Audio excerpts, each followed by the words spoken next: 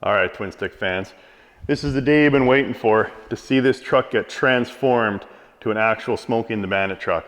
We've got a long way to go and a short time to get there. So I got Graham here today. He's one of the installers from FleetFX, and we were just going over some of the pictures here to try and figure out how we're going to lay out the gold wrap. And I just want to make sure I get it as movie accurate as possible. Of course, this is a 73 with the flat top cans, and the Kenworth emblem got painted, so they left the emblem on the truck when they painted it. And this is a 74 that we're trying to replicate with the Kenworth emblem about halfway back on the hood, so kind of right in here. So he's just taking a look at it. They're going to do what's called a knifeless cut, which is essentially, he's just got the gold wrap, and it's almost like a dental floss that goes in behind. They lay it all out and then they just pull it from behind. Because of course, if you put the wrap on there and then you try and slice it, you're going to leave a knife mark in the paint. So it's kind of a knifeless cut that I'm looking forward to seeing. And yeah, Graham's just kind of checking it out, and we're going to lay this all out here.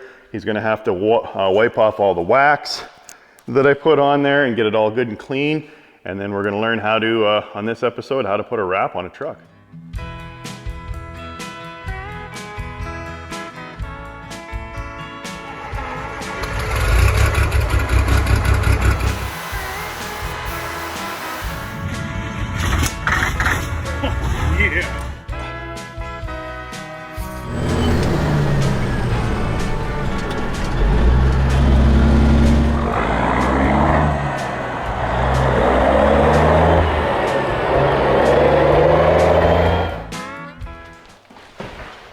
All right, so like I say, Graham's here today. He's gonna turn this truck into the replica that it's supposed to be.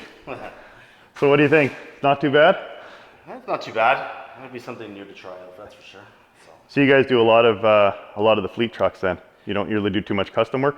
Yeah, a lot of fleet work. So we've done some custom work there. We only come in once in a while, right? Yeah. Kind of far and few between, but. Well, normally it's like a fleet of 10 trucks and they all get the same vinyl wrap, right? For the most part, or you'll get like a one-off vehicle for one company that'll have one truck that they want to do something specific on, right? Yeah, kind yeah. of thing, so. Can you do like a whole truck? Like if I got to show you my cab over later, but I was thinking of painting it red, but then you could do all the stripes and all that. Absolutely. Or even this blue peat. Like I want to paint this truck the entire blue color, and then I want to get some like 1970s kind of style white stripes on there. Yeah, we actually can even do full color change wraps on these, right? So you can do the whole truck? Yeah, do the whole thing, so. Really? Yeah. That would save me a lot of time. We do a lot of contract with air transport. So they were buying all of their trucks yellow, and then once their lease was up, then they were having a hard time selling the vehicles because Nobody wants a yellow truck. Exactly. So now they're going to wrapping all of them. We just had an order of 30 trucks if we want. The whole truck? Yeah, whole trucks. Do you got to drop all the chrome, or I imagine it can just be tough to go around the air cleaners and the pipes and all that, right? No, well, you go around the stacks. Some of the stacks right there, we'll take those off, take the headlights off and stuff like that, right? So once those are off, and then you pretty much wrap up two and you just give her. And cut, and for the most part, yeah. Oh, cool. So. Yeah, well, that's definitely something for another day. But I'm really excited to get this because I'm trying. There's a truck show in mid-September, and I know this doesn't look like a finished truck yet, but we're definitely gonna try and see if I can get this done in time. But the thing that I was waiting for was you guys to come out and do the wrap, because once I get the stripes on, then I can put the pipes on and the air cleaners and do all that kind of fun stuff. Oh yeah. So I'm excited about this. So you're doing just kind of trying to clean off all the wax and whatever else I put on there? Yeah, just cleaned it all down. This is just a general cleaner we use for the most part. This will just take out most of the dirt and debris off, and then you go back with like an ISO, right? ISO solution, and then you just wipe it all down. Because this was just painted probably about 2 months ago. Yeah. And I'm a complete amateur painter, so I had to do a lot of wet sanding to get out all the orange peel and little bits of dust and crap in there. So there was a lot of, I guess, rubbing compound that you're probably going to be wiping off. That's all right. But you want a good surface, obviously, for the wrap to stick on there. The biggest thing is you want it to be as clean, because, I mean, you can only wrap as good as what your surface is. So if your surface is dirty, then it's dirty. So is it a sticker on the backside of the vinyl wrap? I don't know much about this. It is. Okay. It's a vinyl, it's a sticker, it's an adhesive onto there. We're going with a 3M product, which is, you know, one of the tops Of course, 3M. material-wise, right? Yep. So, And then how do you go around all the little rivets and stuff? Is it heat that you, because I've kind of watched a few videos on YouTube. yeah. And it looks like you just heat it a little and. So what you do basically is you'll heat up the film, right, so that you'll be able to stretch it and kind of conform it to where you need it. And then the trick is to be able to stretch it, but then also relax it at the very end, so then that way it will. It kind of shrinks around the hug rivet. the edges versus overstretching. If you overstretch it, You're it's done. where you'll see it start to pop. I call them fingers. So if you ever see a wrapped vehicle and it's wrapped improperly, you'll see it'll want to just have these little fingers that are big, pulling away. From some bump or something, you'll see it, A bump or even just in the or- flat part. Anywhere, like you mostly see it on bumpers or around hoods, like around the very edge of a hood. Yeah. So you go to wrap it, and then someone will try and wrap it too much, and then Oh, they basically what stretched it is, too it's far. wanting to stretch back. So That's where it makes the wrinkles. yeah, so vinyl actually has a memory. It has a memory effect. So then what you're supposed to do after you wrap it, you're supposed to post heat it. And what post heating does is it actually erases the memory. So if I heated it up and I stretched it over something, Yeah. and I left it there like that, I'm like, oh no, that's not right. It's not in the right spot. And I lift it back up, and then you heat it again. Yeah. And what'll happen is it'll shrink back to its original, its original state. So Really? yeah. So it's that forgiving. For the most part it is, right? There's different types of films you can use, right? Wrap film is more like that. You can there's a calendar and a cast. A cast is more for doing vehicle wraps and that. So. Oh, okay, cool. So what you putting there? What you putting together there? Oh, so these are vinyl buffers. So these are squeegee buffers. So basically, so the squeegee will glide nicer and it won't leave any kind of scratches or anything on the vinyl. Oh, so you don't use just the hard plastic? Yeah, because if you use the hard plastic, it'll get scratches. So this prevents that from happening. Glides nicer, so. That makes sense. Yeah. Where we'll start, so what we'll do is, right now, just so you know where it lines up. So obviously it lines up flush to the bottom. Right at the bottom, so that's easy. Yeah. So, in actuality, this is slightly higher. Oh, that's nice. So then so basically what we'll do is whatever it goes onto the cab, the height from the cab here, bring it over, and then it goes around. Yeah, but you still go to you bottom out on both. Yeah, so basically what it'll do, so whatever this is here, I'll match this to here. Oh, because you need the same height. Yeah. But this will just be a Otherwise, it'll shorter like piece. Down. Yeah, we don't need the steps. Yeah. Yeah, so that's what we'll do. Okay.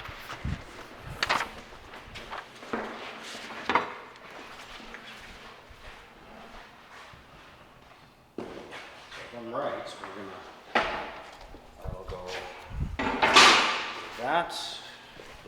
The roll on there. Yeah, just to get it all lined up. And then we'll stop right at that break, from here to here. Or you want to go farther than that? I'd go farther in if possible. Nice.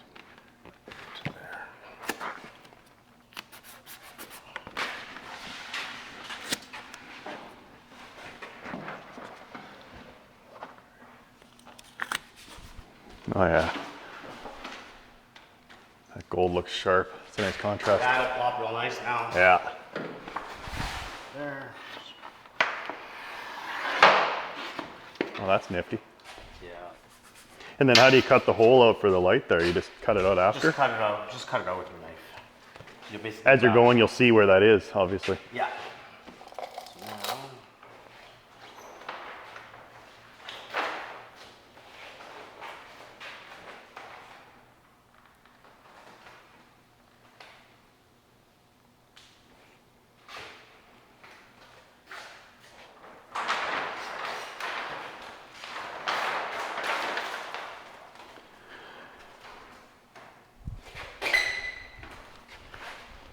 Oh, that's trying to cool. get this done for a while, right? What's that? Oh yeah. I've been waiting on it. Like I said, but I think someone was saying on one of the comments that you should probably let the paint cure anyway. You do, because if you don't, then what happens? Because the paint needs the off gas, Yeah. right? Yeah. About a week. He needs the off gas, because otherwise, what'll happen is You're you'll gonna end up starting capture to- it. Yeah. You'll actually get little bubbles? Yeah, because the gas has nowhere to go, right? So it's going to be pushing forward, and then you'll get these like little like freckled bubbles almost. No kidding. Yeah. So. Yeah, well, it should be good and dry now. Yeah. But this still allows you to pull it back and correct. Oh yeah. So this is there. This is pressure sensitive, so it won't. So you can lift it up. Yeah. Right. Tack down. You can lift it up. Even after you squeegee it? After you, yeah, you can lift it up as well. So there we go. Now there's rivets. So now you can see where the rivets are. So how do you do the rivets? I was curious. Oh, for the rivets? Yeah. And you've got plenty of them to do on the trailer. Oh yeah, there's lots. So I got my roller. Oh, you just roll around it? Oh, you use some heat. Yeah, so you gotta heat it up and then you roll it. Okay.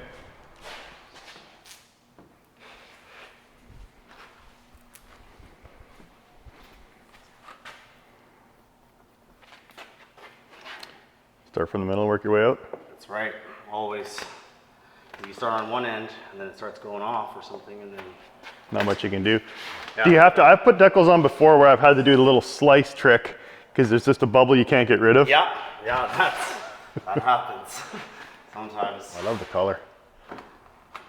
Oh yeah, despite being 2 mils thick, I think it still covers up a lot of my rough paint job. Oh, it will. It'll cover up a good amount. Like, it definitely will. So, there's no worries there. And what do you do with the hinge? You just tuck it up to it and cut it. Cut each little slot? Because, with the hinge, you'll just leave the hinge block. To try and do that and cut that there. It wouldn't work and it would just peel off anyway. You'll create more work than what it's worth. Yeah. To try and do it like that, so. That makes sense. Probably doesn't take that much to burn through either, I'm guessing, when you start using the torch. To which? To burn? Oh no, you can burn it? Oh yeah, you can. So it's an art on how close you get and feather the heat in there? You just watch, you basically learn kind of figure out how to do it there. You get, I've burned material before, it happens.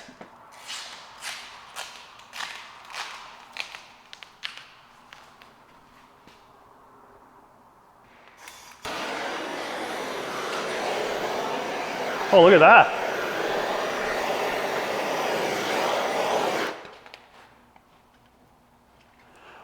Oh, that's magic. Just Awesome. like magic. Yeah. Material makes So when it cools, it just kind of shrinks around the head of the huck bolt. Yeah, so while it's hot, it's kind of basically stretching around it. So as long as you have even pressure to go right around it. Nice.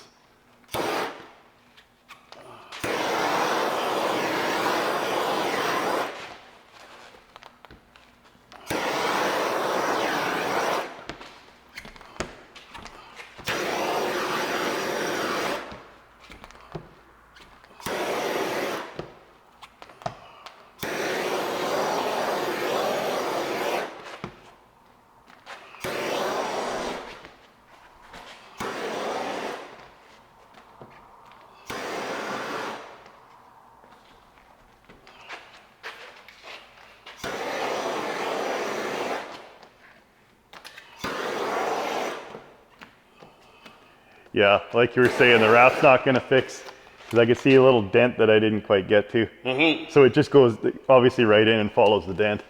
But then also, no big deal. You also got to remember that you'll have, because this is on here, Yeah. the color will deter, right, the viewer's eyes. Oh yeah, no, it takes away for sure. I think that's what was bugging me. I mean, the paint job's not bad, but it's just because it's all one color. Once I get this on here, get the chrome on, it kind of takes your eye away, like you were saying. Exactly. There has to be a place for the air to go. If you don't have a place for the air to go, then what'll happen? You're just creating a bubble. A big bubble, and then it pops. And then, yeah. There ain't no fixing that? No. And that usually happens more so with like you're doing big semi-trailers. Yeah. Because you leave a channel for all the rivets, like how I did right here. Yeah. Yeah. So the only reason why it actually goes... Because the air is going to either go at the top or the bottom? Exactly. So you'll start here. Oh, that is so cool how it goes over the roots.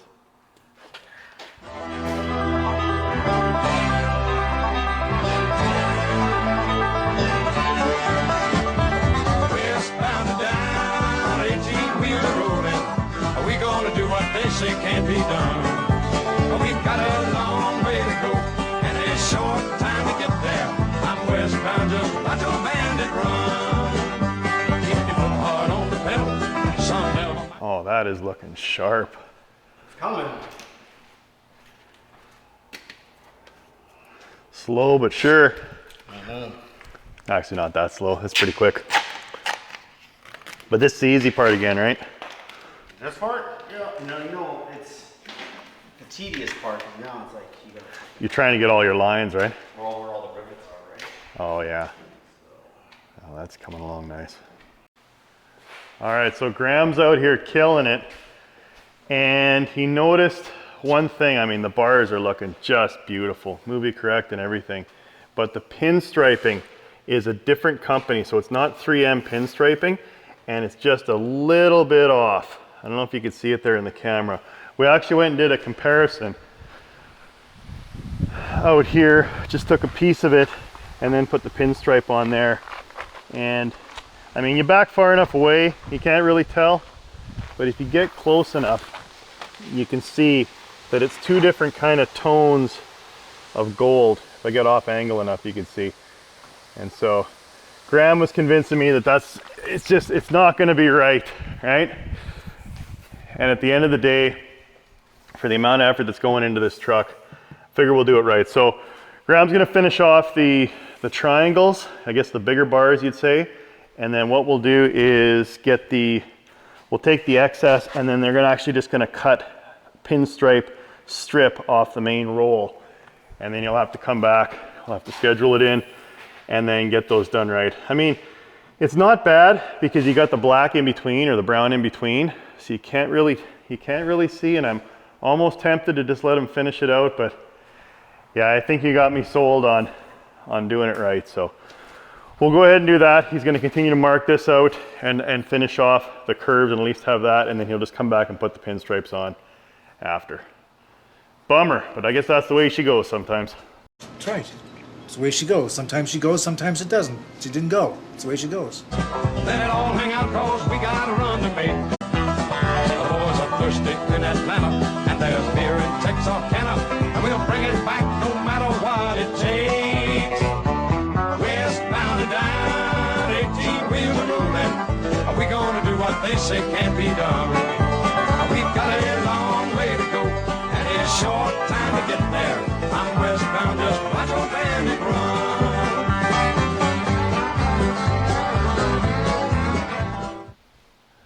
Okay, so you were saying that you have to use this reverse kind of tape because you don't want to use a knife and cut into the paint. Yeah. So what do they call this again? Knifeless tape.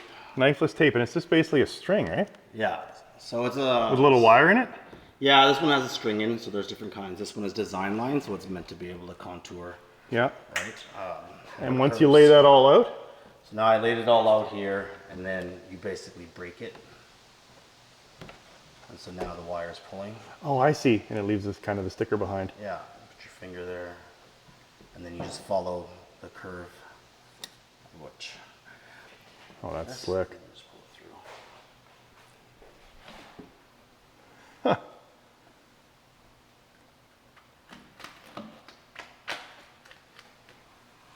Just like that, pull this piece out. That's slick stuff. And you're saying the guy that invented that is a pretty rich man now?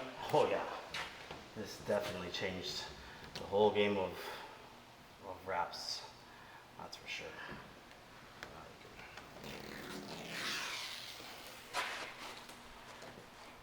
Line out. Nice. Now to do this by hand would have been a nightmare. Yeah, to get that nice arc. There we go.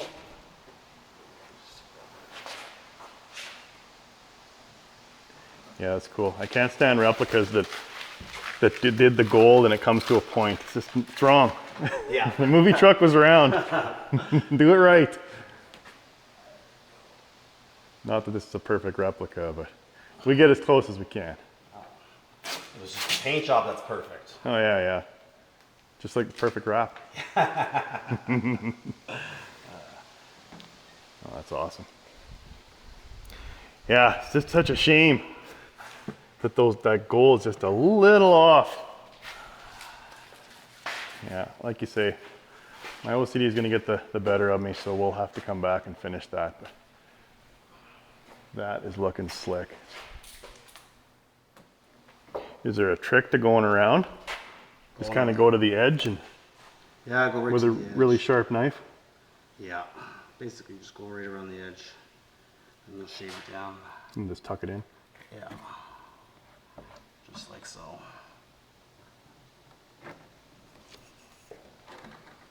Yeah, that looks good.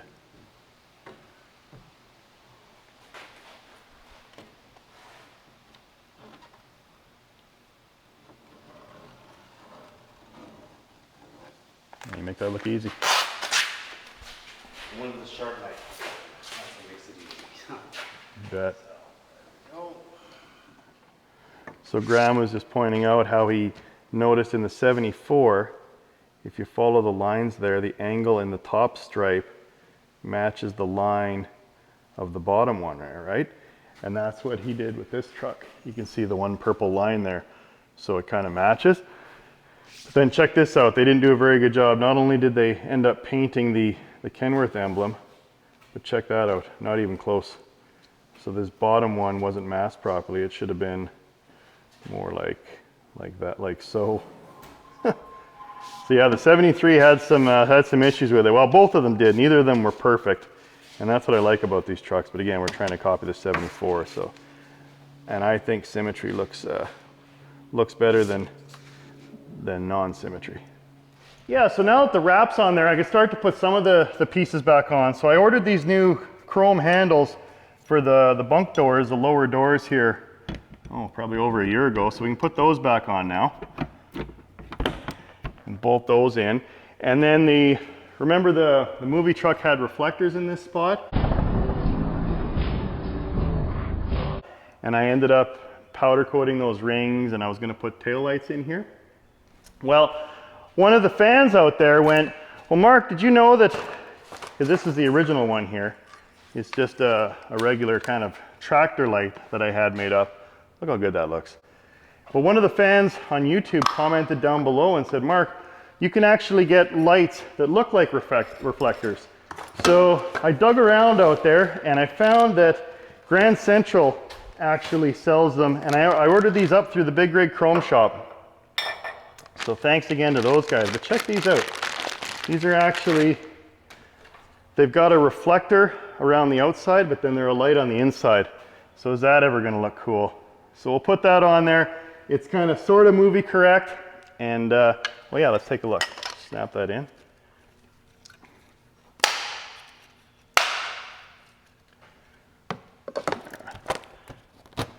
Uh-oh, it might need some modification.